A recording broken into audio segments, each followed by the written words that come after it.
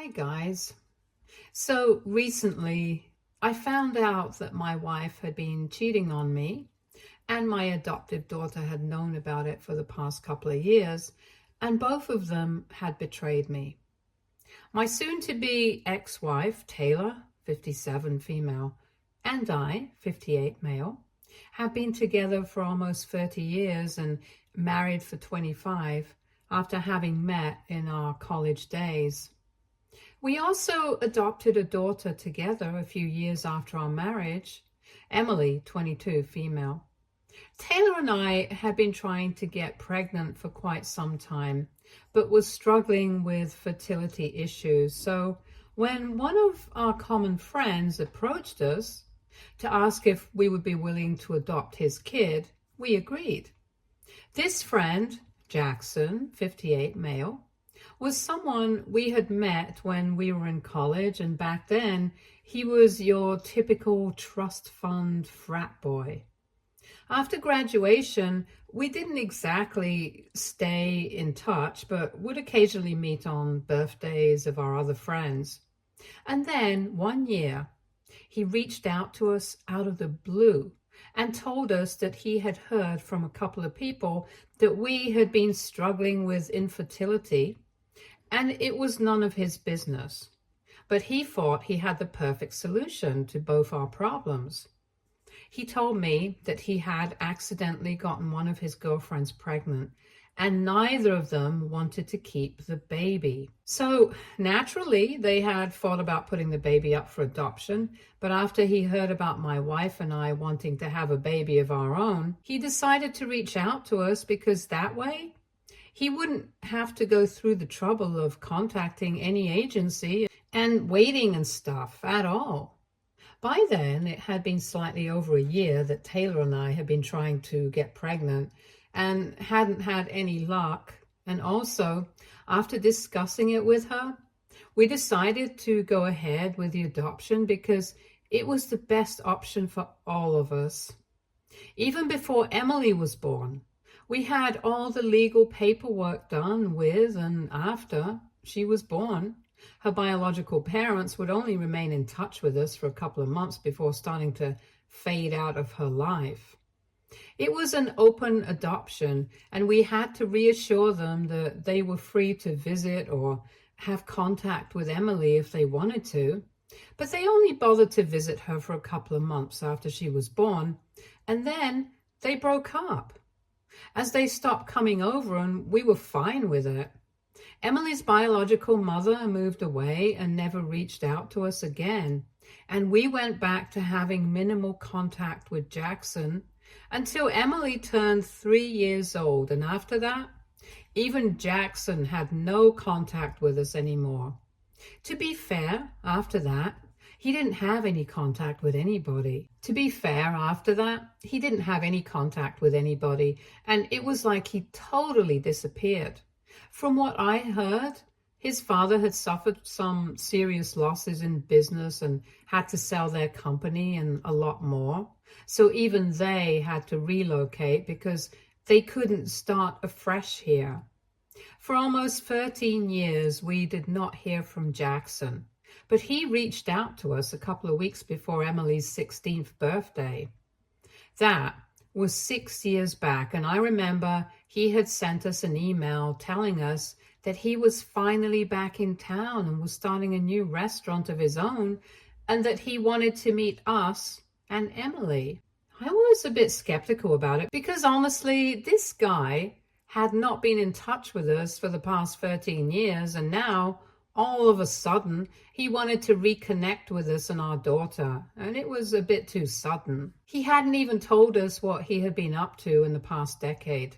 Just that he was back and he wanted to meet us, so I was unsure of whether we should give him a chance or not. But after speaking to Taylor, we decided to meet him without Emily first. When we met for the first time after all those years, he finally told us what he had been up to. And it was actually quite sad. Before his dad's company started failing, he had been a total brat.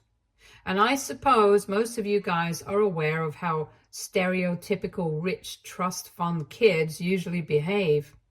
While the rest of us had started working after graduating from college, he was still not really serious about life and was living in easy mode, partying every weekend, hooking up with every other girl. He did have a position in his dad's company, but it was only a nominal one, and it was not like he actually had to do any work for it. So things were pretty simple for him. However, after they moved away, he had to start afresh and actually start taking things seriously, so he had to start applying for jobs. Unfortunately, since neither his grades were any good, nor did he have any experience in the real world, it was very difficult for him to find anything that he wanted to do. His parents were also struggling to cope with the loss of everything that they had known and would constantly be fighting with each other at home. It was with great difficulty that his family had managed to get one of their relatives to help them out and let them stay with them, and his father had started working under his uncle, continuing the legacy of their family business, which he had left earlier. His dad didn't like it one bit, since he didn't like taking orders from anyone, which is why he hadn't joined the family business in the first place. But he had to be thankful to his brother for allowing him a place in their home and business. So all the bitterness and frustration inside him, he would take it out on his wife and his son. Within a year, it became absolutely impossible for him to continue living with his family, and he decided to take a low-paying clerical job so he would have some money of his own and would be able to move out. Unfortunately, moving out was not the upgrade that he thought it was, because with the money that he had, he could only afford to live in a tiny little apartment with a bunch of roommates. He just kept thinking about his life and how humiliating it was for him to be living like this right now, and that pushed him into depression. He tried to keep in touch with his family, but he was so bitter about everything that eventually he decided to go no contact with them. Things just kept getting worse for him mentally, and after a few years, he started developing alcoholism, and eventually that led to drugs. During that time, he kept getting fired and jumped from one job to another, but made sure that he had enough money to pay for his addictions. At one point, he decided to skip paying rent and was evicted, so he ended up homeless, but he still made sure that he had enough money for his other priorities. Thankfully, he was found by one of his uncle's neighbors, and they brought him back to his family, who helped him clean up his act. They had him sent to rehab and stuff, and he had been clean for 2 years by the time he finally came back here. His uncle had put him in touch with a few investors, and he had some savings of his own as well. So he came back here with the intention to be better this time around. He wanted to start by setting things right with us, because he thought that he had kind of abandoned us. Even though he had put Emily up for adoption, he had promised that he would try to be part of her life, and now he wanted to at least be able to give himself a chance to live up to that promise that he'd made. That's why he wanted us to let Emily meet him, and then that was another discussion altogether, because I remember that Taylor was all for it. But I was still not on board with it, because it would be too much of a shock for Emily. She knew that she was adopted, but I didn't want to push her into a weird situation by introducing her biological father into her life, after she hadn't known him even in the slightest for all those years that he had been missing. So my wife and I decided that we were going to ask her, and only then would we go ahead with reintroducing Jackson into her life again. When we spoke to Emily, I tried to keep things neutral, but Taylor decided to take a different approach and made it sound like Jackson had been through a lot of stuff, and now only having Emily in his life would make it better. I thought it was a bit manipulative. But Taylor told me that she was only being honest with Emily, and that she deserved to know everything about why her biological father had not been in his life for the past 13 years, so she could make an informed decision. Anyway, eventually, Emily decided to meet him, and I still regret allowing that to happen because they did get along well, and for a couple of years initially, things were going great. But then, unfortunately, the pandemic happened and he had to shut his restaurant down. It was incredibly sad because that restaurant was supposed to be his dad's way to get back on top, since they had been throwing around the idea of running the restaurant together as partners. And with his father's business expertise, they would be able to get back to their former life once again and wouldn't have to rely on his uncle anymore. Even after the pandemic, he wasn't exactly able to get things back on track with his restaurant, and that's when he started hitting the bottle around 3 years ago. Personally, I feel like he just stopped putting an effort because he had been quite depressed during the pandemic and had been struggling with money, but refused to take any help from us. And after the restrictions were lifted, it was like he had lost the will to do anything at all and just kept drinking all day. Whatever little money he made from the restaurant, it was enough to just keep him going and pay for his living expenses, but that was about it. We tried to help him through it, but I don't think he was interested in getting any help. He just wanted to keep drinking, and I started to think of him as a very deadbeat kind of person, because even though he had friends willing to help him and the support of his family, it was like he had given up on himself, and you can't do anything with people like that. On top of that, it was even more annoying for me that Taylor and Emily constantly kept pitying him as if he was not the one who had given up. Anyway, I couldn't exactly say anything about it because Jackson was already going through so much and I didn't want to be cruel. Taylor and Emily kept in touch with him, and occasionally Taylor would even help him out with money, since in recent years it had become very apparent that he was struggling, as he had to move to a really small apartment as well. Emily also took care of him, and we visited him occasionally since he was never in condition to come and visit us. I thought we could do without these visits as well, since it was all quite depressing, but they thought that it would be quite heartless of us to do so. So it was obvious that we had wildly differing opinions on the entire situation. This was how it had been for the past couple of years, and then recently, earlier this year, Emily got engaged to her high school sweetheart, and it brought all of us together. We were all equally excited for it, but things kind of went sour for me when, at the engagement party, Emily decided to publicly ask my wife and her biological father to walk her down the aisle. Obviously, Taylor and Jackson were overjoyed, but most people would just notice me being completely thrown off by this decision, since I had been totally blindsided. I knew that she had a soft spot for Jackson because he had been through a lot in his life. But ultimately, I was her father. I was the person who had actually raised her, and I had assumed that I would be the one to walk her down the aisle. It had always been a dream of mine. So when she did not ask me, I was quite shocked. And later on, she explained to me that the only reason she had asked Jackson and not me was because she felt like it would do a lot of good for him and probably keep him off the drinks around that time. I was not happy with this decision at all, but it was her wedding and her choice, so I had to accept it without a fuss. And she had also told me that no matter who she asked to walk her down the aisle, my real father is always going to be me. So it didn't matter. But the thing is, it did matter, and it kept eating away at me for the past couple of months because I just kept trying to figure out what I had done wrong.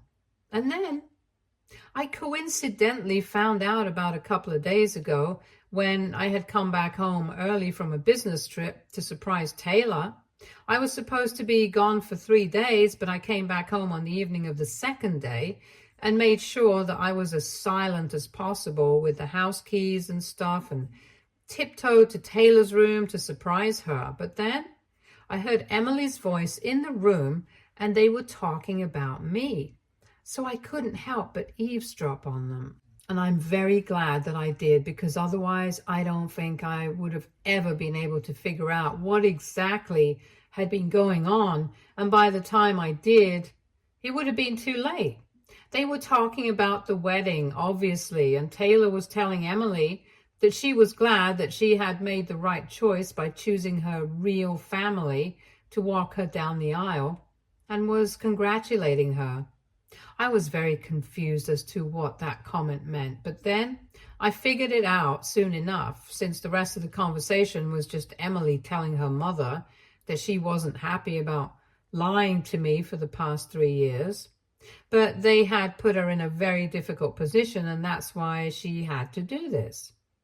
I eavesdropped on their conversation for about 10 minutes, and I was able to figure out that Taylor had been cheating on me with Jackson for the past 4 years.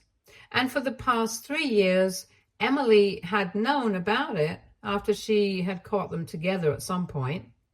But the two of them had teamed up, and in order to prevent Emily from telling me, they had been bribing her with the promise of funding her business, no questions asked.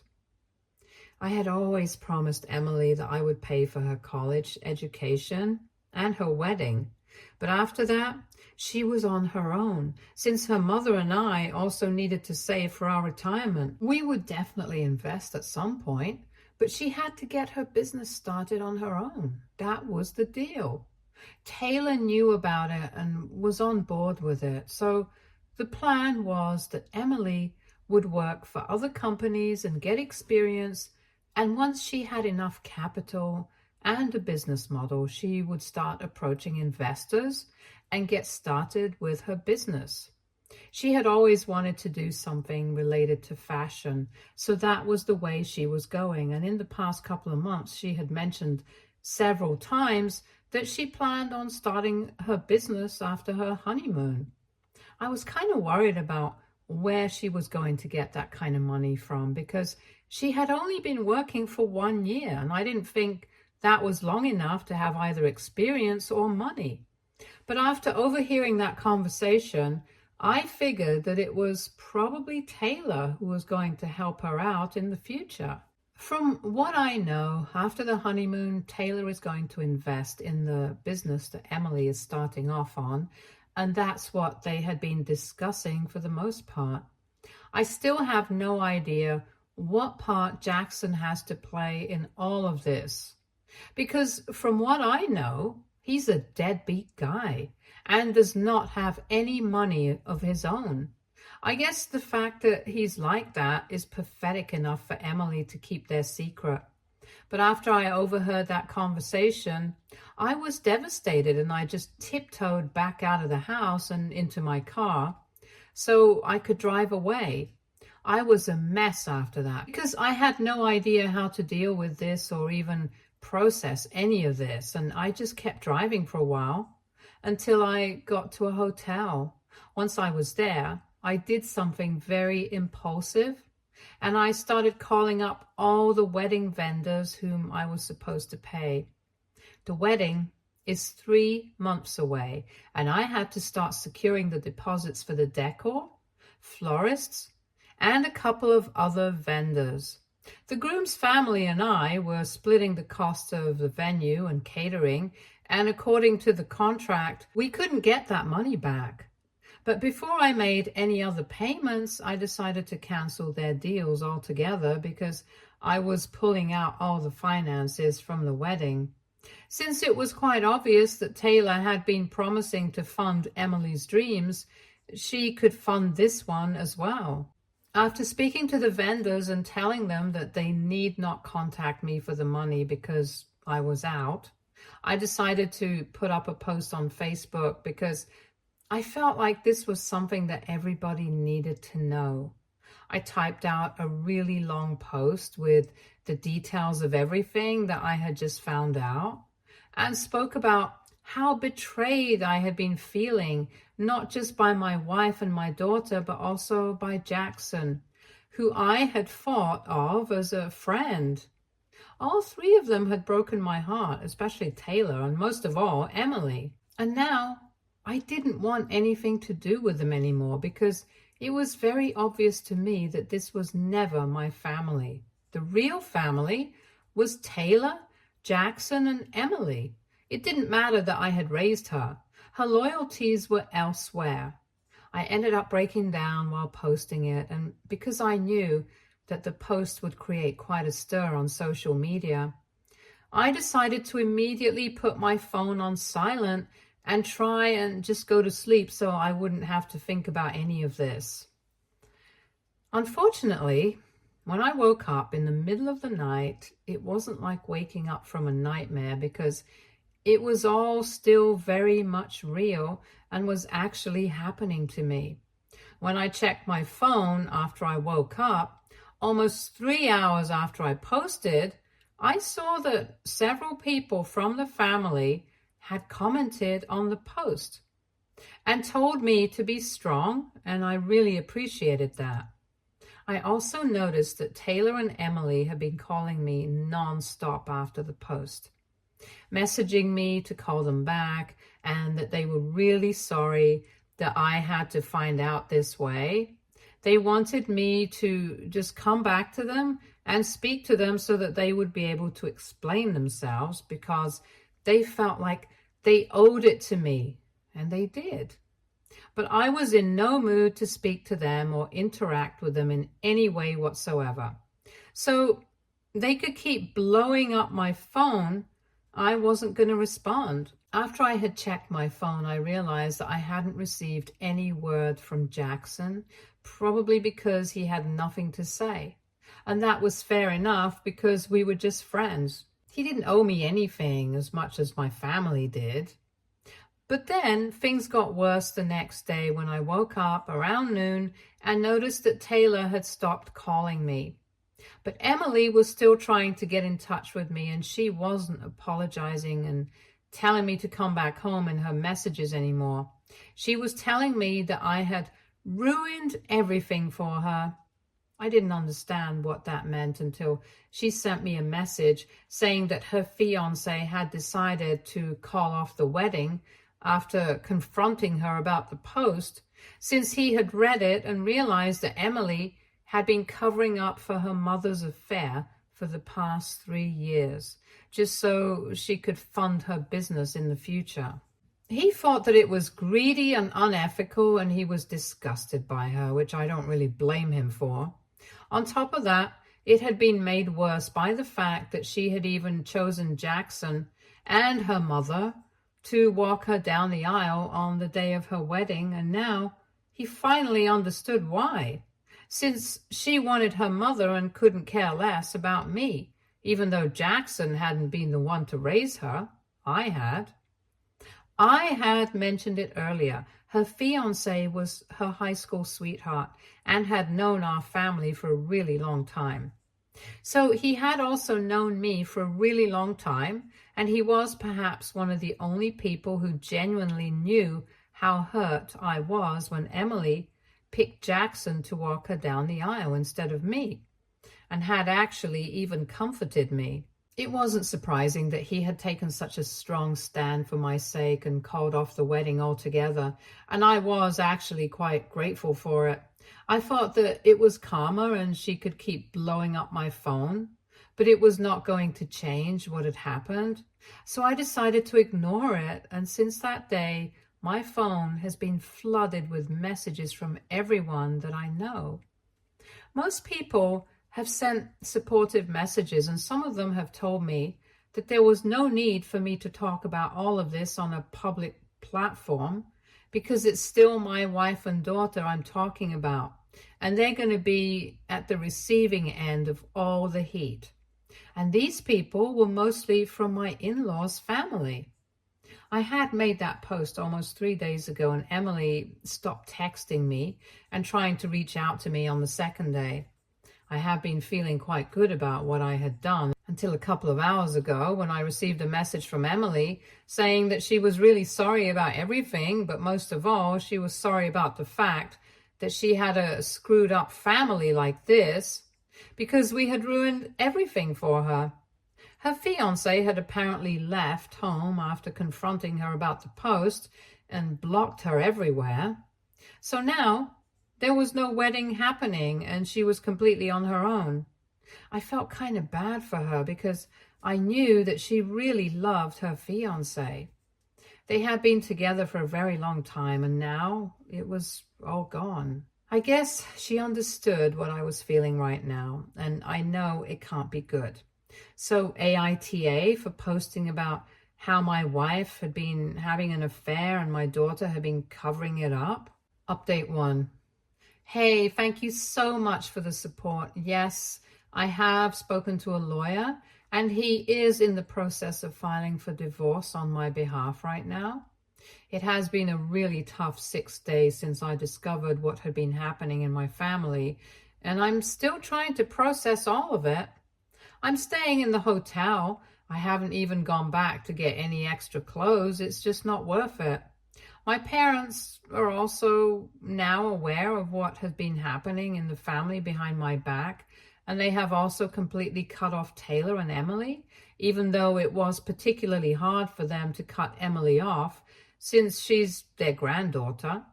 But it had to be done, and it's done now. Also, a lot of you have been asking why exactly I had refused to fund Emily's business and the future, but Taylor agreed, and well, I had refused because I thought that Emily needed to learn to be independent. And also, I believe that Taylor and I needed to keep money aside for our retirement as well. But I guess she was desperate to keep the secret of her affair, which is why she had offered to fund the business, and she probably knew that she would be taken care of after she retired, either by me, since we had a similar kind of income and I was pretty good at saving money, or by whatever her parents left her. Worst case scenario, she would just spend the rest of her life with Jackson. Either way, whatever her reasons were, it was enough for Emily to betray me for some money, and that's what really matters. After she sent that message, I haven't replied to her, and I don't plan on responding to any of them either. They haven't earned it, and I think it's for the best if I stay away from them right now, for them and for me as well. Soon enough, Taylor will be served with the divorce papers, and hopefully we will be able to put an end to this, because all I really want to do right now is just move on from this nightmare. Update 2. I finally heard back from Taylor after almost 10 days since I discovered the affair and made that post, and a couple of days ago she was served with the divorce papers, and today she reached out to me. I had blocked my entire family, so she had to create a new email account and send me an email apologizing for everything. She told me that after hearing about how much Jackson had been through, she had developed a bit of a soft spot for him, and before she even knew it, she had started to catch feelings for him. Apparently, she had wanted to tell me about it, but she didn't know how to go about it. And then Emily found out. So she had to bribe her to keep quiet, and things just kept getting messier. She told me that she was really sorry that she had created such a mess, and so was Jackson.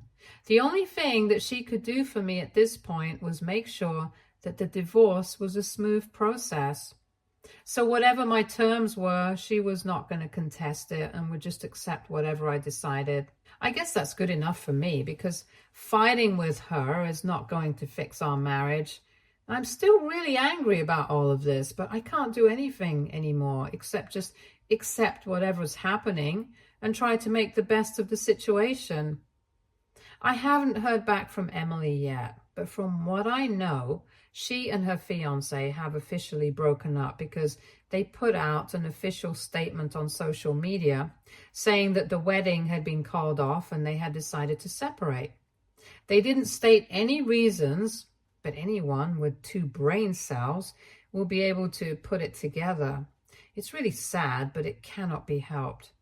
Now, all that's left to do is finalize my divorce and I'll be done with this family for good. Update 3. Hi, so it's been 6 months since I filed for a divorce, and 3 weeks ago it came through. I got to keep the house and both our cars, and honestly, those were my only 2 demands.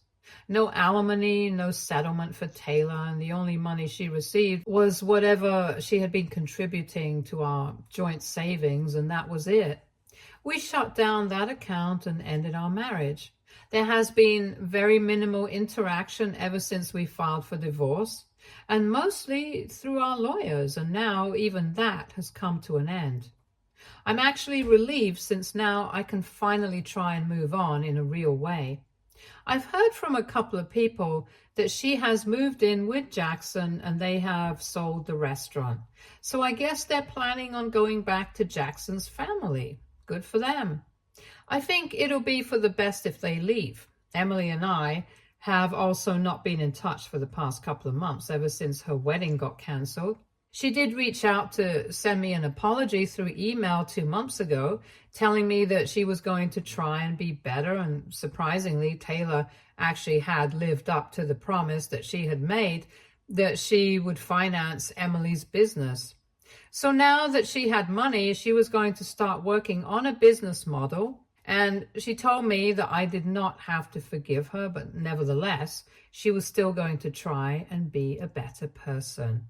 And I wish her all the best. I really do. Stay tuned for more stories from our girl relationships.